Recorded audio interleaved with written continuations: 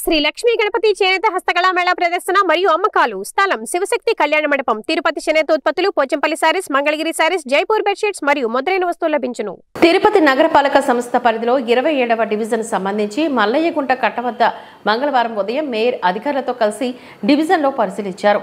27వ division మహిళలు త్రాగునీరుకి బోరుల నుంచి మంచినీళ్లు, కుళాయిల ద్వారా వచ్చే నీరు సరిపడా నీళ్లు రావడం లేదని మరియు బోరు మోటార్లు మరమ్మతులు చేసి త్రాగునీటికి ఇబ్బందిగా ఉందని వాటిని మరమ్మతులు చేసి త్రాగునీరు సరఫరా జరిగేటట్టు చేయాలని, అలాగే ఇంటి సమీపంలో ఖాళీ జాగాల్లో పిచ్చి మొక్కలు విపరీతంగా పెరిగిపోయి ఉన్నందున అక్కడ చెత్త చెదారంతో ఇబ్బందిగా ఉందని, కాలువల్లో చెత్తను తొలగించాలని మేయర్ దృష్టికి తీసుకురావడంతో మంగళవారం ఇంజనీరింగ్ హెల్త్ అధికారులతో కలిసి మేయర్ పరిశీలించారు.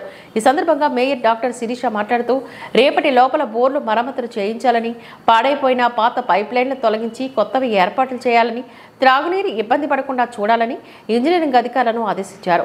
పారిశుద్ధ్యం పైన పెద్ద కాలువల్లో ఎప్పటికప్పుడు పూడికలు చేయించాలని, చిన్న కాలువల్లో చెత్తా చెదారం తీయించాలని, ఖాళీ ప్రదేశాల్లో పిచ్చి మొక్కలు తొలగించాలని, ప్రతిరోజు దోమలు వ్యాపించకుండా పిచికారి దోమల స్ప్రే చేయించాలని ఆదేశించారు.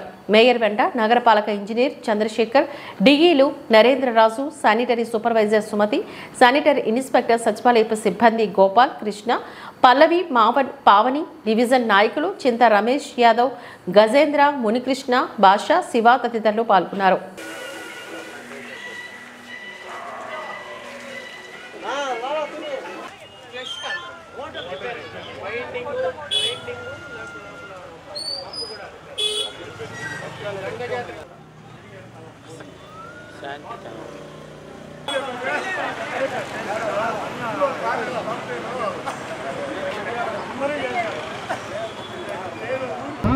ఇరవై 27వ డివిజన్ పరిధిలో ఎంజీ కట్ట మీద చిన్న వార్డ్ సమస్యలు ప్రజల్ని తీసుకొస్తే దాన్ని ఇవాళ విజిట్ చేయడం జరిగింది. ఫీల్డ్ మీద మన ఎంఈ గారు చంద్రశేఖర్ గారు, డి రాజు గారు, అలాగే శానిటరీ సూపర్వైజర్ సుమతి గారితో పాటు వార్డులో ఉన్నటువంటి మా వైఎస్ఆర్సీపీ నాయకులందరం కలిసి వాళ్ళ ప్రజా సమస్యలు తెలుసుకోవడం జరిగింది.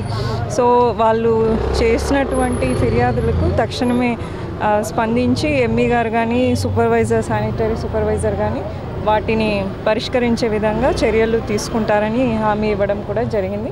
సో వాళ్ళు ఏవైతే చెప్పారో అండర్గ్రౌండ్ డ్రైనేజ్ సమస్యలు, తాగునీటి సమస్యలు, వాటిని అన్నిటినీ కూడా పరిష్కరించే విధంగా తగు చర్యలు తీసుకోవడం జరుగుతుంది.